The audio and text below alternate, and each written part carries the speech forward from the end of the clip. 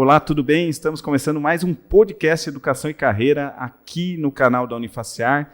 Esse programa vai ao ar sempre às quartas-feiras, estreia lá no canal do YouTube da Unifacear às 19 horas. E sempre eu estou lá participando, interagindo no chat ali.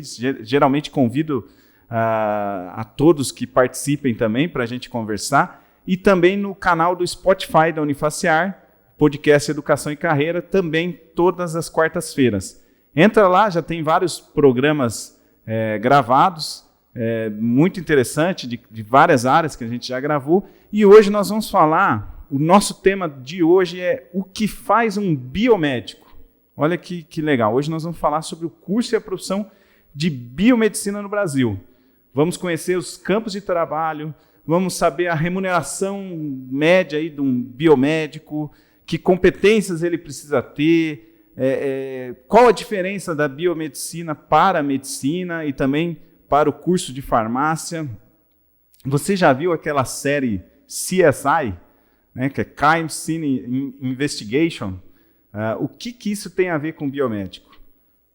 Quem vai responder é o professor biomédico, perito criminal, né, ou seja, funcionário público do Estado do Paraná, e presidente do CRBM, Conselho Regional de Biomedicina da 6ª Região aqui no Paraná, Thiago Massuda, que também é digital influencer, e o único defeito do Thiago é que ele é corintiano, mas isso é algo que a gente não consegue. Ou seja, só tem qualidades. Só qualidades.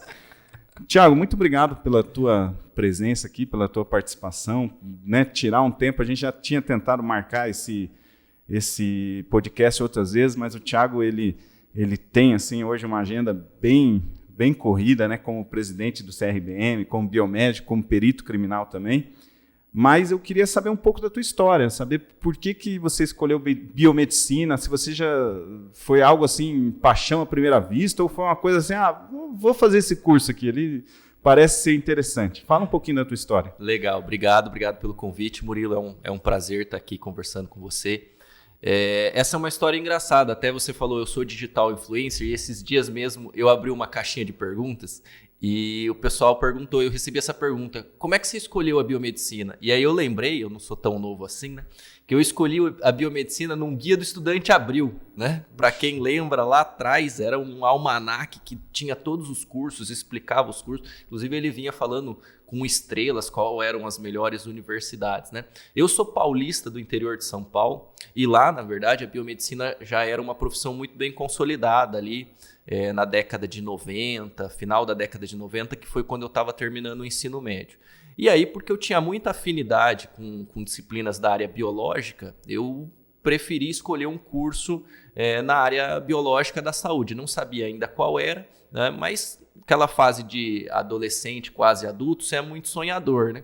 E eu vi que o curso de biomedicina ele tinha um viés muito para a área de pesquisa. Então, inicialmente, a minha ideia, quando eu escolhi o curso, era trabalhar com pesquisa. Eu achava que eu ia descobrir a cura de um monte de doença, ia descobrir um monte de remédio novo, né?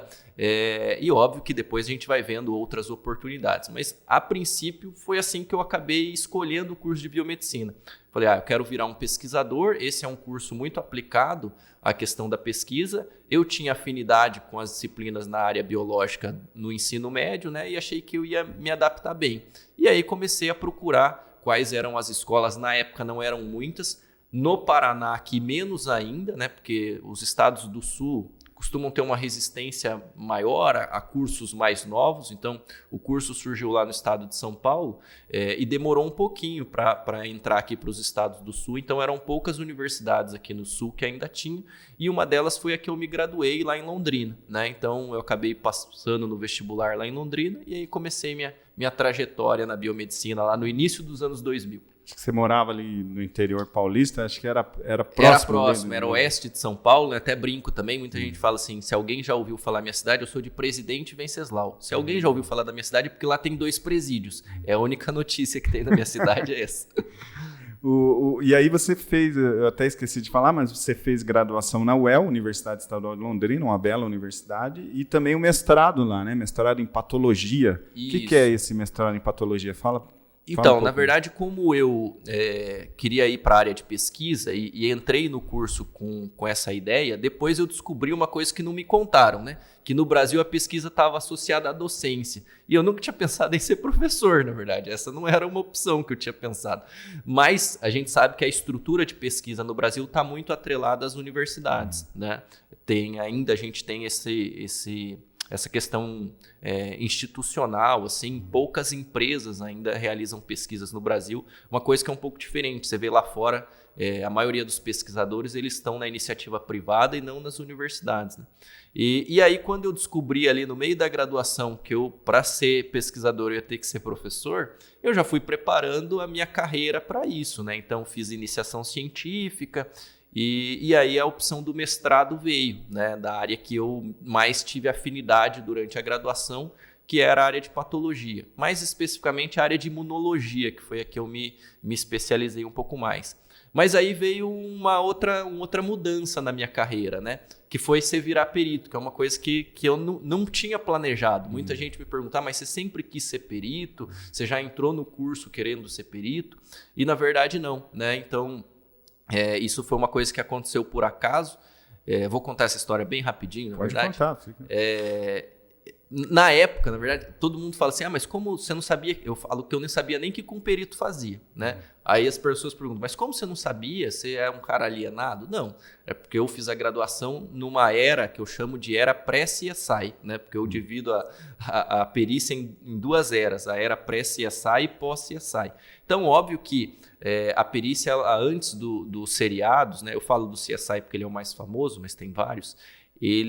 Ela era muito limitada aos operadores do direito, só eles conheciam o papel do perito, e ele passou a ser mais reconhecido depois por conta do seriado. Na época que eu estava na graduação não tinha o CSI ainda, né? E aí eu fui para um final de ano, estava quase terminando a graduação, né? Fui para um final de ano voltei para Venceslau, né? Naquele churrasco de final de ano de família, e começa aquela pressão, e aí, você vai fazer o quê? Vai se formar, vai trabalhar com o quê? Né? Eu falei, vou continuar estudando, vou fazer um mestrado, quero ser pesquisador, e todo mundo fica aquele, vai se formar e não vai trabalhar, né? E aí a minha mãe virou para mim e falou assim, eu já te falei, não lembro dela ter falado, mas ela falou, eu já te falei mais de uma vez, eu acho que você tinha que fazer concurso público, porque você gosta de estudar, você vai se dar bem fazendo concurso público. E minha mãe era servidora pública, né? Eu tenho uma série de familiares que são servidores públicos, minha mãe hoje é aposentada, tio, primo, é tudo agente penitenciário lá em Venceslau, né? Então, tem muita gente que é do serviço público e eu fiquei com aquilo na cabeça, né? Pô, legal, né? Tem estabilidade, os salários são relativamente atrativos. E aí que eu procurei, na época, quais concursos o biomédico podia prestar, né? E entre eles apareceu esse para perícia, né? O biomédico pode ser perito. Na época, o concurso que eu vi era até da Polícia Federal.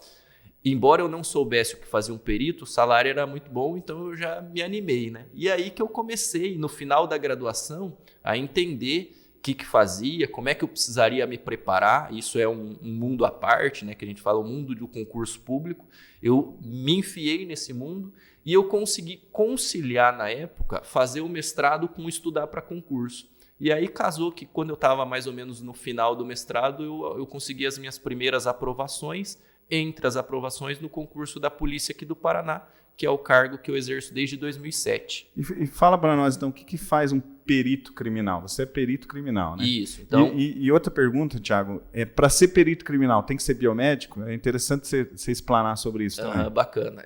O perito criminal, na verdade, ele é um profissional que utiliza o conhecimento científico para auxiliar a justiça, né? E como a ciência tem muitas áreas, não precisa só ser biomédico. Então, ou seja, tem muitas áreas que você pode atuar como perito. Hoje está muito forte a área de computação, a área de informática, porque a gente tem... Os crimes cibernéticos. Né? Muitas demandas por crimes cibernéticos. E hoje, por exemplo, quase todo mundo tem um equipamento eletrônico, um celular, um computador, e ali tem muita informação para investigação. Muitos crimes são resolvidos pelo celular da vítima ou do próprio autor, né? Exatamente. Então, assim, a gente tem uma demanda muitíssimo grande por esse profissional hoje dentro da perícia. E dentro da área biológica, dentro da área da saúde, também com os exames de DNA, que foi a área que eu entrei, né? Então, assim, A perícia na área de genética cresceu muito nos últimos anos, então esse profissional, o biomédico, o farmacêutico, o biólogo, né, que são profissionais dessa área de laboratório, também tiveram uma demanda muito grande para os órgãos de perícia, porque eles precisavam de profissional especializado para esses exames de genética. Mas para ser perito você pode ser engenheiro, tem várias áreas aí que podem atuar na perícia. Eu te acompanho lá no Instagram e de vez em quando eu vejo as tuas incursões aí nas perícias e eu vejo que você fala também sobre a cena do crime, né? Aquela coisa meio CSI mesmo. Talvez quem assiste CSI e vê toda o uso de algumas substâncias para ver onde tem sangue, enfim, a gente sabe que a polícia norte-americana, onde se passa esse seriado, tem uma estrutura melhor do que a brasileira.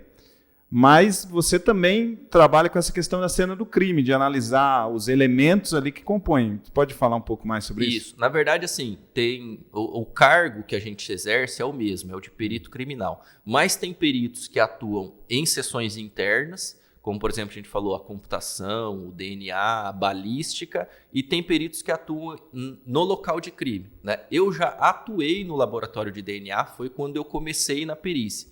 Mas por uma opção mais recente, eu pedi para ser transferido para a perícia de local de crime. Então, hoje eu não atuo como perito na área de genética, que é a minha formação. Eu atuo fazendo a perícia de levantamento de local de crime, que é essa que o pessoal conhece mais, né? Que o perito vai até a cena do crime para fazer o levantamento dos vestígios, entender a dinâmica. Como você comentou, pode usar alguns reagentes para tentar revelar alguma coisa ali no local de crime. E para mim foi uma opção, na verdade, porque o perito que atua no local de crime, ele atua num regime de plantão. A escala de trabalho é de plantão. Então isso permitia eu conciliar minhas outras atividades, como a docência e a atividade na presidência do conselho.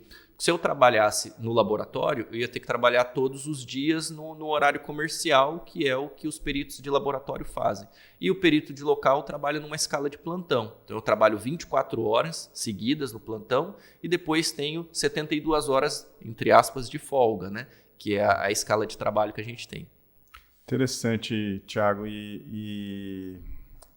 Eu vejo que o interesse por essa área da perícia cresceu muito, né? Talvez até pela questão dos filmes, mas é claro que a biomedicina tem muitas outras áreas além dessa, né? Você mesmo falou aí do DNA, e eu me lembro que você lá atrás me falou sobre o banco de dados de DNA para poder encontrar. Muitas vezes esse banco de dados possibilita que você encontre o criminoso anos depois de um crime pelo banco de dados, tudo. Então, fala das áreas da biomedicina que o biomédico pode atuar e fala um pouco mais dessa questão do banco de dados. É interessante o pessoal saber. É muito legal, né? Eu me formei há um pouco mais de 15 anos já, né? E eu vi o quanto que a biomedicina ela evoluiu e continua evoluindo e expandindo em áreas de atuação.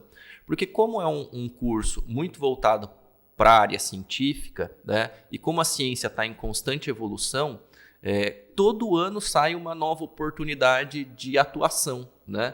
Então, o Conselho Federal, os conselhos regionais de biomedicina, eles estão muito atentos a essas novidades que acontecem no mercado, justamente para oportunizar novas possibilidades de trabalho. Então, assim, eu me formei com uma realidade na biomedicina, né? Aliás, vou falar cronologicamente, assim. A biomedicina ela começou com o objetivo de formar pesquisadores e docentes, que foi aquilo que eu falei que era o meu principal interesse. Então, quando o curso começou lá no final da década de 60, início da década de 70, ele tinha esse foco, formar pesquisadores e docentes, né? Depois ele foi expandindo para áreas de diagnóstico. Então, o biomédico ali na década de 70 e da década de 80 migrou muito para a área de diagnóstico de análises clínicas, diagnósticos na área de diagnóstico por imagem, né, exames de imagem, que são áreas de atuação do biomédico muito consolidadas. Hoje você pegar um exame, e eu falo assim, por que essas áreas se consolidaram? Porque antigamente você ia no médico e o médico saía de lá com um diagnóstico e com um tratamento. Hoje você vai no médico, você sai de lá com um guia para fazer exame, né? Sai de lá com guia para fazer exame de laboratório, sai de lá para fazer guia de exame para fazer exame de imagem, e foi aí que o biomédico achou um nicho interessante, né? Trabalhar no laboratório de análises clínicas, trabalhar nas clínicas de diagnóstico por imagem. Hoje você pega um exame de análises clínicas que você faz, você vai ver que ele está, na sua grande maioria, assinado hoje por biomédicos, né? Para quem não sabe, até aquele sangue que é coletado num laboratório de análises clínicas, aquele xixi, muitas vezes, até as fezes, muitas vezes é o biomédico que está por trás dessa análise clínica para verificar, então... Hoje a grande maioria do mercado de análises clínicas é dominado pelos biomédicos, né? E também o diagnóstico por imagem, que avançou muito, né, nos últimos anos, principalmente com exames hoje cada vez mais precisos. Hoje você faz o exame de imagem, né, parece que você consegue ver o cara por dentro praticamente, tamanha tecnologia que a gente tem. E o biomédico se achou também nesse mercado, né? Além de, por exemplo, o diagnóstico citológico, o exame de Papa Nicolau, o preventivo do colo do útero também é feito por biomédico. O biomédico migrou para essa área de diagnóstico, né? De apoio ao diagnóstico, né? Que a gente chama de suporte ao diagnóstico. Até tem uma frase que a gente brinca, né? O biomédico fala assim, sem o biomédico, o seu médico apenas suspeita. Né? Ou seja, para ele ter certeza daquilo que você tem, ele vai precisar do biomédico para ajudar no exame de imagem, para ajudar no exame de análises clínicas. Né? E a biomedicina se consolidou nessa área. Né? É como o biomédico, ele trabalha atrás nos bastidores, né? O médico está lá no palco, e o biomédico está por trás dando suporte. Isso é um jargão também da biomedicina, né? Que a gente trabalha ali nos bastidores, fica mais escondido, mas dando todo o suporte para que o espetáculo aconteça. Né? E é importante você falar isso, Thiago, porque a gente tem muitos alunos que nos assistem e talvez até o interesse deles seja por biomedicina. E eles têm essa questão, mas o biomédico ele atende paciente, né?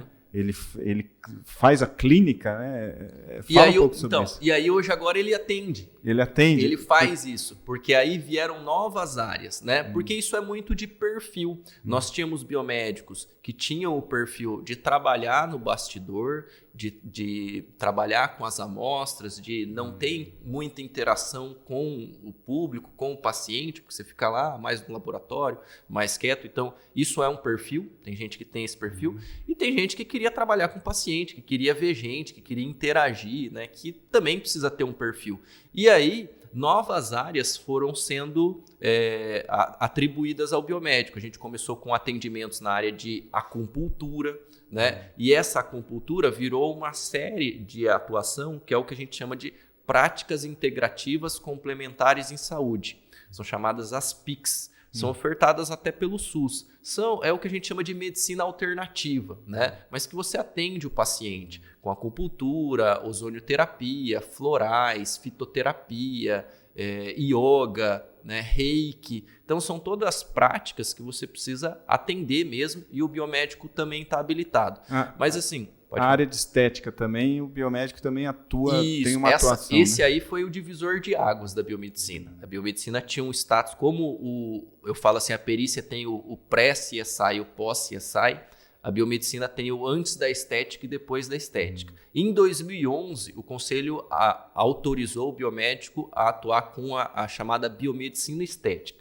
Isso gerou um boom na biomedicina, né? Porque hoje 70% mais ou menos do ingresso hoje no curso tem como intenção inicial ir para a área de estética. Esse é um mercado que não tem crise, é um mercado em franca expansão, é impressionante os números que esse mercado apresenta, né? Então muita gente que já estava na área da beleza, já estava na área da estética, que quis dar um upgrade na carreira, escolheu o curso de biomedicina para se graduar. Então às vezes já era um esteticista, já tinha um salão, mas eu quero aumentar o meu valor, né, do meu empreendimento, do meu negócio, então resolveu se graduar. E a profissão que mais abraçou essa possibilidade foi o curso de biomedicina. Então a gente viu a estética dar outro nível para o curso de biomedicina, o número de vagas aumentou muito, o número de cursos de graduação aumentou bastante para atender essa demanda.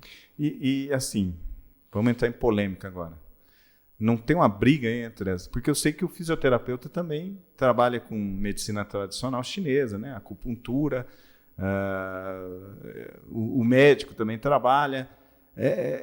Tinha aquela questão do ato médico, de algumas questões que só o médico poderia fazer. Sim. Como é que está isso, essa briga entre as áreas de saúde? Na verdade, assim, a gente se dá bem e às vezes dá umas tretas. A área da saúde é assim, né?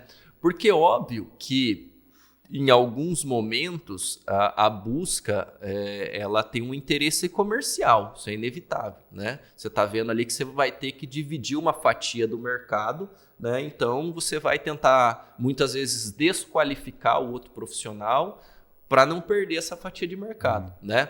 Claro que o Conselho de Biomedicina tem muita responsabilidade quando ele diz assim, ó, o profissional biomédico ele está apto a fazer tal e tal procedimento, né? Ele tem essa responsabilidade porque ele sabe quais são as competências, quais são as habilidades que o profissional tem, isso definido em diretriz curricular do MEC. E também não é assim, né? O cara, me formei em biomedicina, agora vou para a área da estética. Parece que tem que ter as habilitações, né? O biomédico ele precisa estar habilitado a uma determinada área. Hoje, só para você ter uma ideia, a biomedicina tem mais de 30 habilitações. Só que para você atuar em uma dessas 30 áreas que você escolher, você precisa se habilitar àquilo.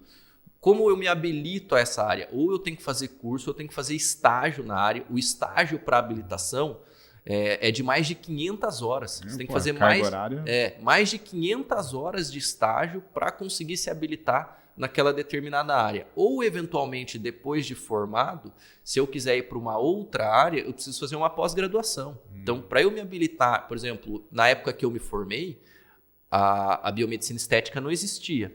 Se eu quisesse hoje ser um biomédico esteta, eu precisaria fazer uma pós-graduação com mais de 360 horas, reconhecida pelo MEC, para que o conselho me autorize a atuar nessa área. Então, assim, tem muita responsabilidade. Claro que sempre vai haver essa discussão, sempre vai haver, né, uns arranca-rabo aí entre os profissionais da área da saúde, mas, como eu digo, é sempre tentando defender aí os interesses da classe, né, a fatia do bolo do mercado. E é interessante que no início você falou que no estado de São Paulo foi o berço, ali, pelo menos no Brasil, da biomedicina, e o nosso consultor na época que nos ajudou no processo de biomedicina era paulista. O nome dele era Dr. Tangará Jorge Mutran. E acho que você acabou conhecendo, porque ele foi também do CRBM lá do estado de São Paulo, depois daqui do Paraná também.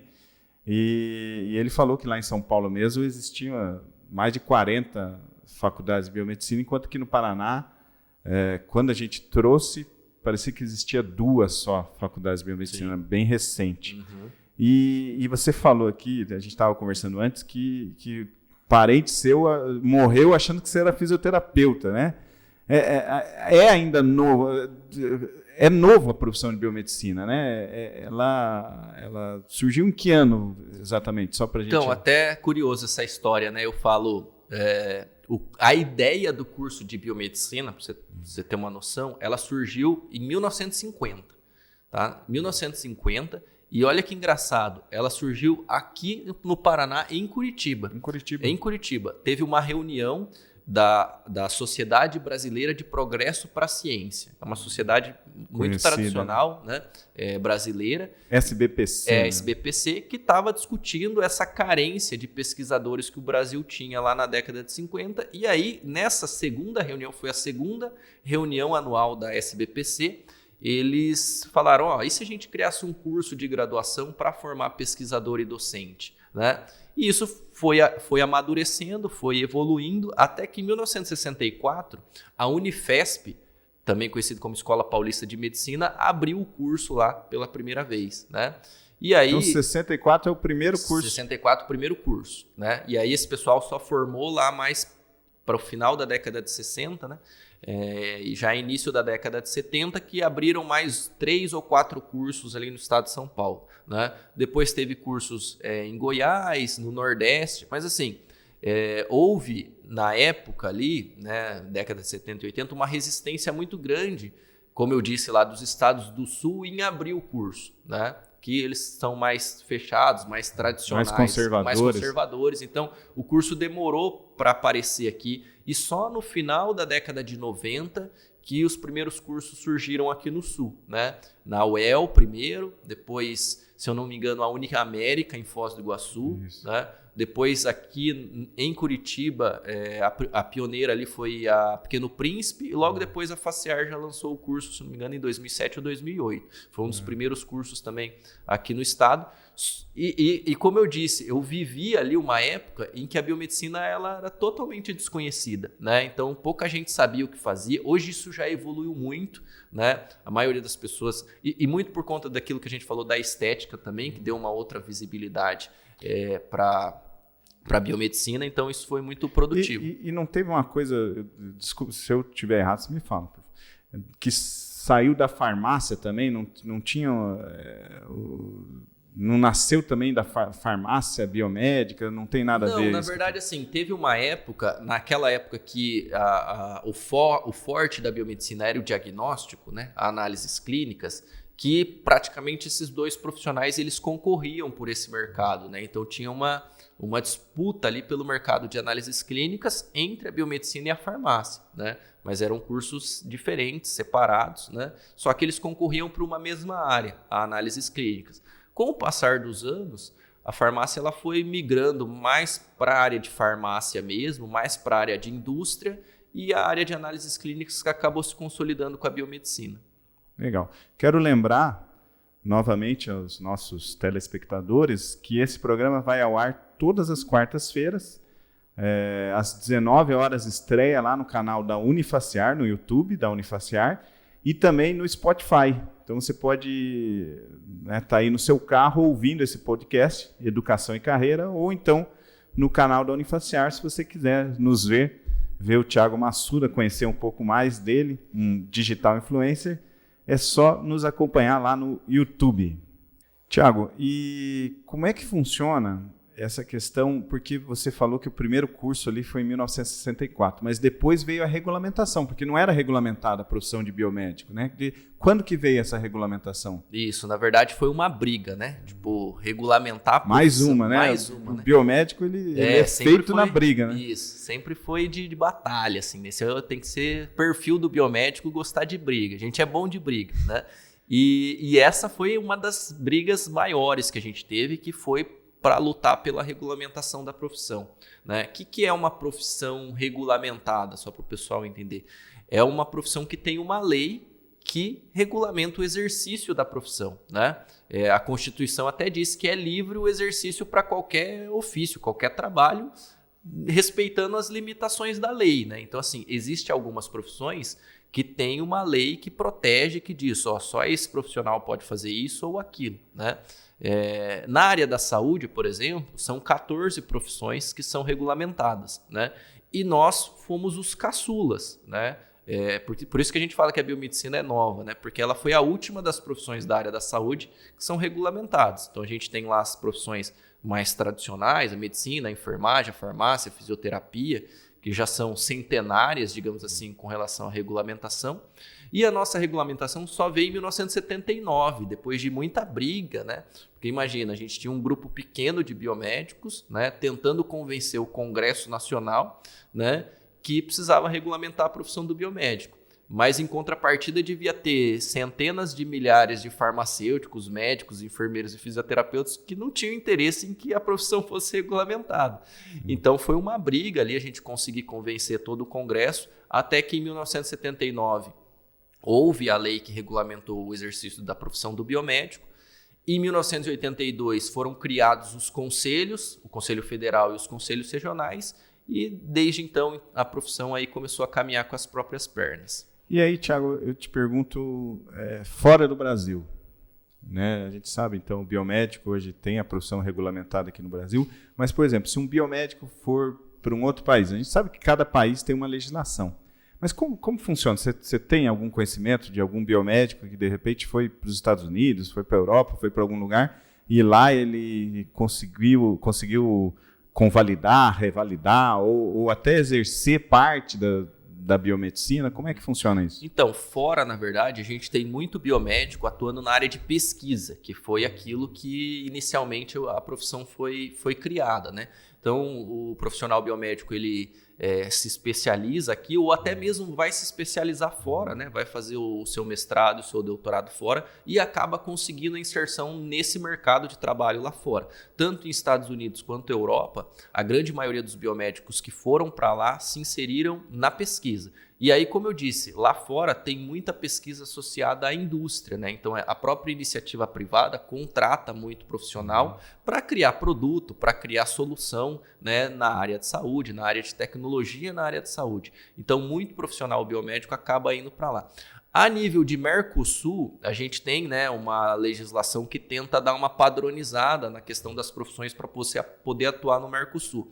Então, no Mercosul, foi padronizado uma profissão que ali fora, né, nos outros países, Paraguai, Uruguai, Argentina, eles chamam de tecnólogo médico, que é quem atua nessa área de suporte laboratorial ao diagnóstico. Então, hoje o biomédico pode trabalhar no Mercosul nessa área de diagnóstico também por esse ajuste, digamos assim, que a gente tem no Mercosul. Então pode-se falar que o biomédico tem campo de trabalho, inclusive, fora do país. Exatamente. E em crescimento, né? Se a gente tiver falar agora da Covid e das pesquisas que estão sendo feitas para combate à doença, vacinação, o biomédico se insere aí também. Nossa, né? Muito. Essa foi uma coisa que a gente até se surpreendeu, né? Porque quando começou a pandemia, eu como presidente do conselho, como gestor, a gente viu o que ia acontecer com a economia, a gente ficou muito preocupado, né? Com inadimplência, com o número de baixa de profissionais, pedidos de suspensão. E o que aconteceu, na verdade, foi o contrário. Muitos biomédicos que estavam fora do mercado conseguiram se reinserir porque houve uma demanda muito grande para a área de pesquisa, para a área de diagnóstico, para a área de imunização, né? Porque o biomédico também pode trabalhar na área de imunização, de vacina, né? Pode ser responsável técnico por clínica de vacinação.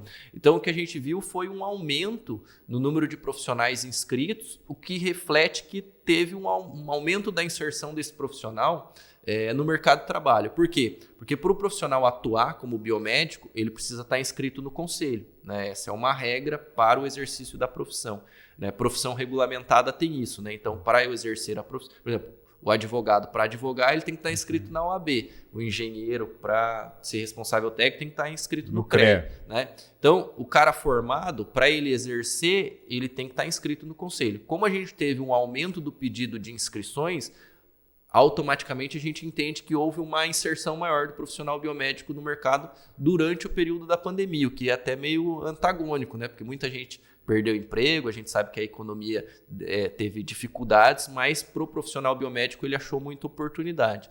Até ficou muito famoso, né, no começo da pandemia, a atuação de biomédicos, né? Tem, por exemplo, a doutora Jaqueline Góes, uma pesquisadora biomédica brasileira, que foi a primeira que sequenciou o genoma do coronavírus aqui no Brasil, né? Ela ficou muito popular, muito famosa por conta dessa atuação. Isso é importante até para ver as variações, né, do vírus. Exato.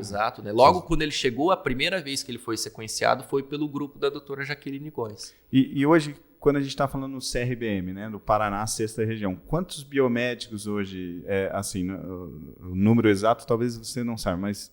Hoje a gente deve ter em torno de 4.500 biomédicos inscritos e ativos, né? Porque aí tem profissional que pede suspensão, que pede baixa, então hoje deve ter em torno de 4.500. E no Brasil, você tem ideia de quantos? Uns 70 mil mesmo. 70 a 100 mil mesmo. Então ainda tem um mercado de trabalho muito grande. Você tem ideia, só o Corém Paraná deve ter 300, 400 mil só no Paraná inscritos. É muita gente. Eu até conversei com a Maria Elísia, que é enfermeira, tem um podcast sobre a profissão de enfermagem, e ela nos contou, e até estava falando, porque existe o técnico em enfermagem e o enfermeiro, Isso. que é o bacharel em enfermagem. O auxiliar de enfermagem, a princípio existe, mas a tendência é que acabe esse profissional, mas é muita gente mesmo, como você falou, eu não lembro o número certo, mas é por aí mesmo. Eu queria saber, Thiago,